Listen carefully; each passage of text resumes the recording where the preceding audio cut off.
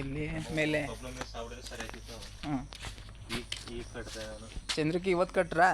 ಎಷ್ಟಿದಾವೆ ಇಲ್ಲಿ ಚಂದ್ರಕ್ಕೆ? ಎಷ್ಟಿದೆ? ನಾನು ಒಬ್ಬನೇ ಕಟ್ಟೋದು.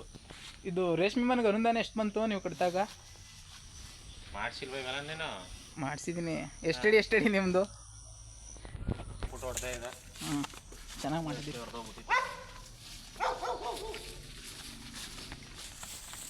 ಸ್ವಲ್ಪ ಚೆನ್ನಾಗಿ ಬಂದಿದೆ.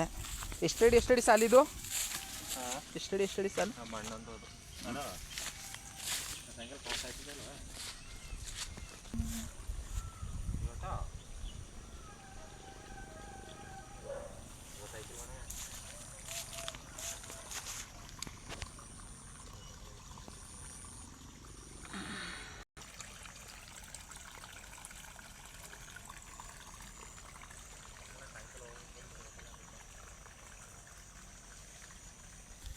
ಇದೊಂದು ಸಾಲು ತೆಗ್ದರೆ ಚಿಗುರು ತೆಗೆದ್ರೆ ಇದೆಲ್ಲ ಒಳಗೆ ಸಣ್ಣ ಬಿಡ್ತಾವಲ್ಲ. ಹಾಂ ಇದು ಬಂದ್ಮೇಲೆ ತೆಗಿಯಂಗಿಲ್ಲ. ಇವ ಇಷ್ಟು ಬೆಳೆದಿರ್ತದೆ. ಇಷ್ಟು ಬೆಳೆದಿರ್ತದೆ. ಚಿಕ್ಕದು ತೆಗೆದ್ರೆ ಅನುಕೂಲನಾ? 87 ಹೇಳೋನೆ.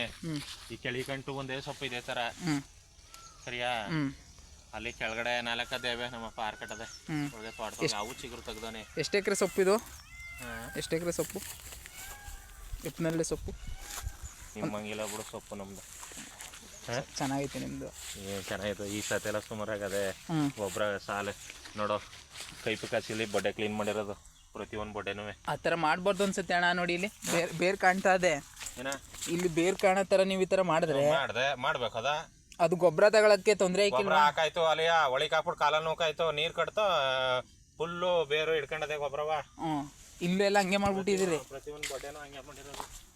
ಯಾವ್ಯಾವ ಗೊಬ್ಬರ ಹಾಕಿದ್ರಿ? ಪಿಕಾಸಿಲಿ ಯಾವ್ಯಾವ್ದು ಹಾಕಿದ್ರಿ? ನೋಡಿಲಿ ಫುಲ್ಲು ಕೈ ಪಿಕಾಸಿಲಿ ಸೆತ್ತೆ ಇರ್ತದಲ್ಲ. ಸುಮ್ಮನೆ ಕೈ ಪಿಕಾಸಿ ಅದೆಲ್ಲ ಕೆತ್ಬಿಟ್ಟು ಈ ಪಾತಿ ಹಂಗೆ ಮಾಡಿರ್ತಾನೆ. ಕೈಯಲ್ಲಿ ಹಿಂಗೆ ಗೊಬ್ಬರ ಹಾಕ್ಬಿಟ್ಟು ಕಾಲಲ್ಲಿ ಹಿಂಗೆ ನೋಕೋಗೋದು. ಮಣ್ಣು ನೀರು ತುಂಬಿಡ್ತು. ಇನ್ನೇನು ಅದಕ್ಕೆ ಚೆನ್ನಾಗಿ ಬಂದಿರೋದು ನೀರು ತುಂಬಿರೋದಕ್ಕೆ.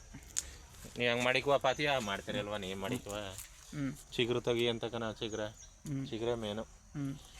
ಒಂದು ಬ್ಯಾಚಲ್ಲಿ ಎಷ್ಟು ಮೊಟ್ಟೆ ಮೇಯ್ಸೋದು ನೀವು? ಅಯ್ಯೋ ಇನ್ನೂ ಚೆನ್ನಾಗಿ ಫಲ ಬರೋ ದೂರ ಗಿಡ ಇದ್ದೀರ. ತೆಂಗು ಮರ ನೋಡು ಹಿಂಗೆ ಏನಪ್ಪ ಮಾಡಿ.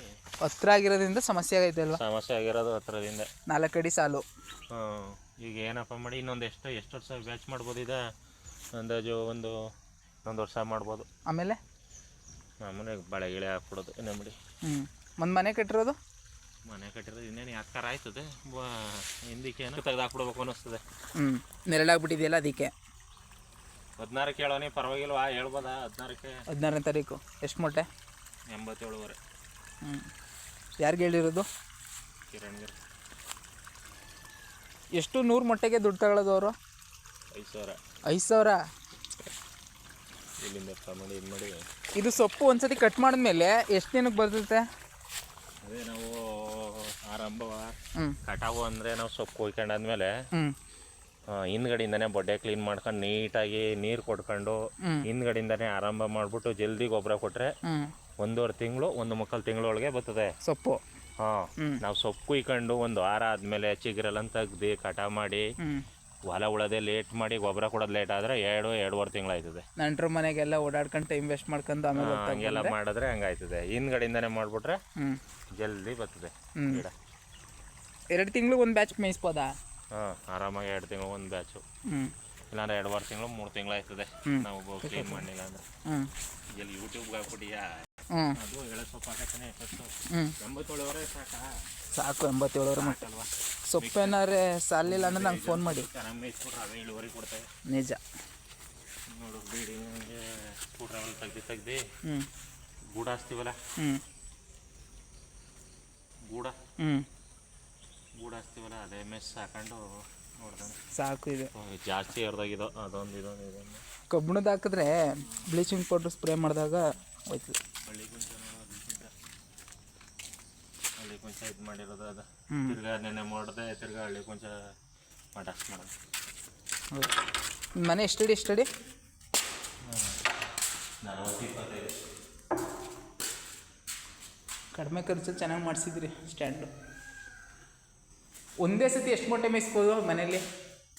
180 ಮೊಟ್ಟೆ ಮೇಯಿಸ್ಬೋದು. ಮೇಯಿಸೋದು ಎಲ್ಲ ಅಡ್ತಿಂದ ಹ್ಞೂ ಮುಖ್ಯ ಹೇಳಿದ್ರೆ ನಾವು ಸರಿ 160 ಮೇಯಿಸಿದವು. ಹಾಂ ಈ ಕಡೆ ಇದು ಅಡ್ತಿಂದ. ಹ್ಞೂ ಈ ಸ್ಟ್ಯಾಂಡ್ ಮಾಡ್ಸೋಕ್ಕೆ ಎಷ್ಟು ಖರ್ಚಾಯಿತು? ಸ್ಟ್ಯಾಂಡ್ ಮಾಡ್ಸೋಕ್ಕೆ ಚೆನ್ನಾಗಿ ಮಾಡ್ತೀನಿ ಅಂದರೆ 30,000 ಆಯ್ತದೆ. ನಾವೊಂದು 20,000 ರೂಪಾಯಿ ಮಾಡಿಸ್ತಾವೆ. ಮರ ಎಲ್ಲ ಸೇರಿ ಒಂದು 40,000 ಆಯ್ತು. 40,000. ಕೂಲಿ ಎಷ್ಟು ತಗೊಂಡ್ರು ಆಚಾರ್ರು? 25,000. ಆಮೇಲೆ ದಾರ ಖರ್ಚು, ಬೋಲ್ಟು. ಇದು ಹುಳ ತರಬೇಕಾದ್ರೆ ಪೇಪರ್ ಹಾಸ್ಬಿಡ್ತೀರಿ? ಹುಳ ತರ್ಬೇಕಾರೆ ಪೇಪರ್ ಹಚ್ತೀರಿ ಅದ್ರ ಮೇಲೆ? ಪೇಪರ್ ಹಾಸ್ಬಿಟ್ಟು ಮತ್ತೆ ಹುಳ ಬಿಡೋದು.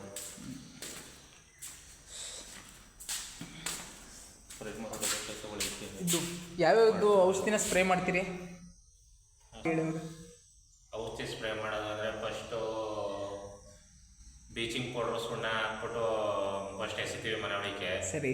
ಕ್ಲಿಯರಲ್ಲಿ ಅಂತ ಒಂದು 3-4 ದಿನ ಬಿಟ್ಟು ಮನೆ ತೊಳೆದ್ಬಿಟ್ಟು ಅಷ್ಟೆಲ್ಲ ಫಾರ್ಮುಲಾ ಐತೆ ಕಿಟಕಿಗೆಲ್ಲ ಪೇಪರ್ ಅಂಟಿಸ್ಬಿಟ್ಟು 1-2 ಅವರು ಗ್ಯಾಸು ಇದನ್ನು ಮಾಡಿಬಿಟ್ಟು 1-2 ಅವರ್ ಕುದಿಯೋಕೆ ಬಿಡ್ತೀನಿ. ಒಳಗೆ ಏನೇ ಇದ್ರೂ ಫಾರ್ಮುಲಾ ಕಿದೋಯ್ತದೆ. ಆಮೇಲೆ ಫಾರ್ಮುಲಾ ಬದಲು ಊಜಿ ಔಷಧಿ ಮನೆ ತೊಳಿಬೋದು. ಆದಷ್ಟು ಊಜಿಗಳು ಕಂಟ್ರೋಲ್ ಆಯ್ತವೆ. ಅದು ಬಿಟ್ರೆ ಹುಳ ಬರೋದು ಇನ್ನೊಂದು 5 ದಿನ ಇದ್ದಂಗೆ ಒಂದಿನ ಹಸ್ರ, ಹುಳ ಬರೋದು ಇನ್ನೊಂದು 2 ದಿನ ಇದ್ದಂಗೆ ಡೆಪಾಲ ಹಾಕ್ಬಿಟ್ಟು ಮನೆ ಕ್ಲೀನ್ ಮಾಡಿಬಿಟ್ರೆ ಆರಾಕ್ ಬಿಟ್ಬಿಟ್ರೆ ಒಂದು 2-3 ದಿನ ಇಲ್ಲ ಫ್ರೆಶ್ ಆಗಿರ್ಬೇಕು. ಊಜಿ ಬರೋಕೆ ಮುಟ್ಕೊಬಾರ್ದು. ಮನೆ ಒಳಗೆ ಮೆಸ್ ಎಲ್ಲ ನೀಟಾಗಿರ್ಬೇಕು. ಅದೆಲ್ಲ ಔಷಧಿ ಇಲಾಖೆ ಸೊಪ್ಪು ಕ್ವಾಲಿಟಿ ಇದ್ದರೆ ಅದು ಮೇನು. ಆಮೇಲೆ ಹುಳದ ತರೋದು ಸುಮ್ಮನೆ ಮಾಡೋ ಚಾಕಿ ಎಲ್ಲೆಲ್ಲೋ ಮಾಡ್ತಾರಲ್ಲ ಅವ್ರತಾವೆಲ್ಲ ತರಬಾರ್ದು. ಒಳ್ಳೆ ಚಾಕಿ ಯಾವಾಗಲೂ ನಮಗೆ ಒಳ್ಳೆ ಕೈ ಹಿಡಿತದೆ. ಕಿರಣ್ಗೆರೆ ಚಾಕಿ ನಂಬರ್ 1 ಚಾಕಿ, ಅಲ್ಲಿಂದ ತರ್ತೀವಿ. ಒಂದು ಬ್ಯಾಚಲ್ಲಿ ಎಷ್ಟು ಸಿಗ್ತದೆ ದುಡ್ಡು ನಿಮಗೆ? ನಾವು ಮಾಡೋದ್ರ ಮೇಲೆ 100 ಮಟ್ಟಿಗೆ 5,000 ಖರ್ಚಾದರೆ ಈಗ 100 ಮಟ್ಟಿಗೆ 100 kg ಬಂದೇ ಬರ್ತದೆ. 100 ಮಟ್ಟಿಗೆ 100 kg ಟಾಪ್ ರೇಟ್ ಏನಿರ್ತದೆ ಆ ರೇಟ್ ಸಿಕ್ಬಿಟ್ರೆ ನಮಗೆ ಲಾಸ್ ಏನಾಯ್ತಿಲ್ಲ. ಎಷ್ಟು kg? ಮಟ್ಟಿಗೆ ಹೆಂಗಿದ್ರು ಒಂದು 5,000-6,000 ಖರ್ಚಾದರೂ 44,000-45,000 ಮೇಗ್ತದೆ. ತರಕಾರಿಗಿಂತ ಇದೇ ಬೆಸ್ಟಾ? ಇದೇ ಬೆಸ್ಟು. 2 ಬ್ಯಾಚ್ ಮಾಡ್ಕೋದ್ರೆ ನೀಟಾಗಿ. ಮೊದ್ಲಂಗೆ ಏನು ಸೊಪ್ಪೇನು ಉದುರಿಸಂಗಿಲ್ವಲ್ಲ. ಸೊಪ್ಪು ಈಗ ಬಂದು ಹಾಕ್ಬೇಕಲ್ಲ. ರೇಷ್ಮೆ ಬಗ್ಗೆ ಒಂಚೂರು ಆಸಕ್ತಿ ಇರೋದು ಮಾಡ್ಬೋದು. ಸುಮ್ಮನೆ ನಾನು ಮಾಡ್ತೀನಿ ಅಂದ್ಬಿಟ್ಟು ಮಾಡಿದ್ರೆ ಆಯ್ಕಲ್ಲ. ಇದು ಒಂದು ಸ್ಟೆಪ್ಪಿಂದ ಮತ್ತೊಂದು ಸ್ಟೆಪ್ಗೆ ಎಷ್ಟು ಅಡಿ ಗ್ಯಾಪ್ ಇರೋದು? ಒಂದು ಸ್ಟೆಪ್ಪಿಂದ ಇನ್ನೊಂದು ಸ್ಟೆಪ್ಗೆ 2 ಅಡಿ. ನಿಮ್ಮ ಫೋನ್ ನಂಬರು? 7899861701. ಮೈಸೂರಿನಲ್ಲಿ ಪ್ರಗತಿಪರ ರೇಷ್ಮೆ ಬೆಳೆಗಾರದವರು. ಹೆಚ್ಚಿನ ಮಾಹಿತಿಗಾಗಿ ಇವ್ರನ್ನ ಕಾಂಟ್ಯಾಕ್ಟ್ ಮಾಡಿ, ಮಂಜು ಅವ್ರನ್ನ.